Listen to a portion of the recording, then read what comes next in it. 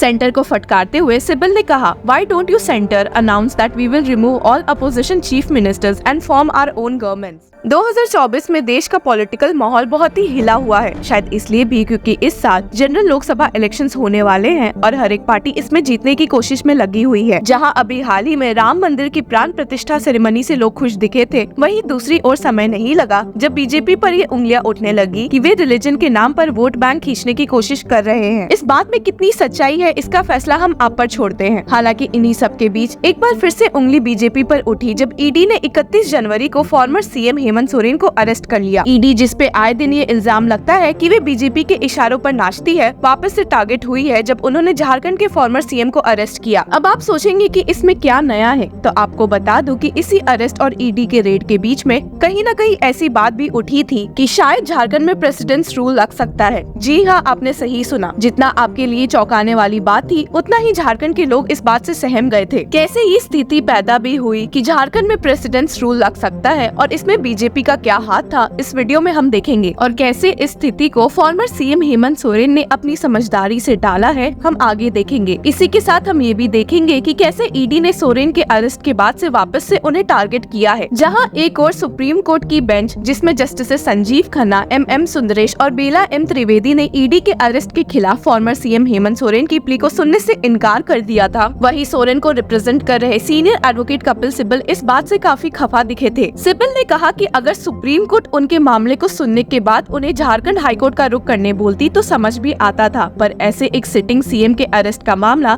सीधे supreme court ले जाना गलत नहीं था। And stated, "If the Supreme Court does not listen to this matter, where will we go?" आपको बता दे कि सीनियर एडवोकेट कपिल सिब्बल ने कोई मौका नहीं छोड़ा है सोरेन के अरेस्ट में ईडी और बीजेपी को टारगेट करने में, और कहा है कि अब ईडी फॉल्स एविडेंसेस क्रिएट करके हेमंत सोरेन पर इतने केसेस फाइल करेगी जिसकी वजह से वे लोकसभा इलेक्शंस के समय तक बाहर नहीं निकल पाएंगे। इस मामले को सिब्बल झारखंड हाईकोर्ट लेकर 5 फरवरी को पहुंचे और केस की सीरियसनेस को देखकर acting chief justice Shri Chandrashekhar और जस्टिस राजेश कुमार ने इसे 12 फरवरी के लिए अर्जन कर दिया। अब आप बताइए, बात ऐसी है कि हेमंत सोरेन के अरेस्ट के पहले काफी ट्विस्ट एंड टर्न्स ईडी द्वारा देखने मिले थे और इसी वजह से ईडी के खिलाफ काफी उंगलियां भी उठ रही है। 29 जनवरी को ईडी जब हेमंत सोरेन को ढूंढते ढूंढते उनके दिल्ली रेसिडेंस पे जा पहुंची तो उन्होंने एकदम से उधर रेड शुरू कर दी और ऐसा दावा किया गया है कि एक 13 घंटे की जांच के बाद ईडी को 36 लाख रुपए और एक लग्जरी एसयूवी मिली है। ऑफिशियल सोर्सेज ने जब ये कहा कि हेमंत सोरेन से कांटेक्ट नहीं हो पा रहा है, तो इस मौके को पकड़ते हुए अपोजिशन बीजेपी ने ये बात फैला दी कि झारखंड सीएम लापता है और स्टेट एक कॉन्स्टिट्यूशनल क्राइसिस में है। आपको बता दे कि इधर से ही बीजेपी ने प्रेसिडेंट्स रूल लगवाने की साजिश रची थी। हालांकि झारखंड मुक्ति मोर्चा के लीडर्स ने सबको समझाने की कोशिश की कि हेमंत सोरेन अपनी पार्टी से टच में है और वे लापता नहीं है। और वहीं 30 जनवरी को एकदम से प्रकट होते हुए हेमंत सोरेन ने ईडी को रिस्पांस देते हुए उनके 5 ऑफिशियल्स के खिलाफ रांची में एक एफआईआर फाइल की under the SC/ST act, alleging that the seized money and vehicle did not belong to him and were planted by the agency. He claimed that the search was an attempt to harass and malign him and his community,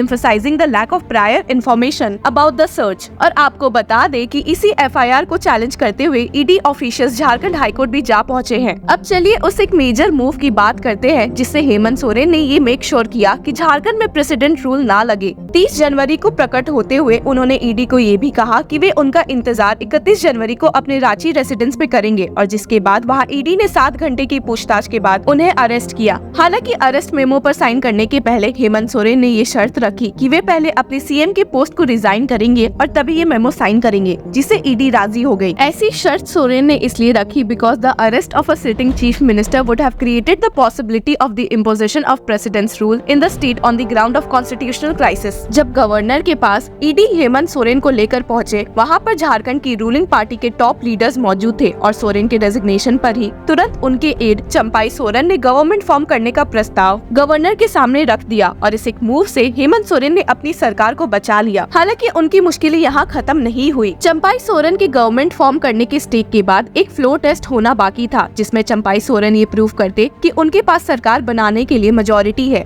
और इसी floor test में शामिल होने से ED ने हेमंत सोरेन को रोकने की खूब कोशिश की है। हालांकि झारखंड के एक स्पेशल कोर्ट ने हेमंत सोरेन की इस प्ली पर कि उन्हें इस फ्लोर टेस्ट में शामिल होने का मौका दिया जाना चाहिए ग्रांट कर दी है। स्पेशल जज Dinesh Rai permitted arrested former chief minister and Jharkhand Mukti Morcha leader Hemant Soren to participate in the special session of the Jharkhand state legislature Legislative Assembly on February 5 and vote in the floor test for the government of CM Champai Soren. Hearing के दौरान states advocate general Rajiv Ranjan ने ED को target करते हुए कहा कि सोरेन को floor test में शामिल नहीं होने देने से उन्होंने ये साफ दिखा दिया है कि उनका मकसद झारखंड में सरकार को गिराना है। And stated the ED had vehemently objected to our plea, but we told the court that the cat is out of the bag. We told the court that the ED's hurry in arresting the former chief minister was not for investigating the case, but to bring down the government, and now it doesn't want him to participate in the floor test. Application में ये भी mention किया गया है कि हेमंत सोरेन के पास floor test में vote करने का फंडामेंटल राइट है, and the same cannot be defeated by the mechanism of inflicting false case and arrest. The plea stated,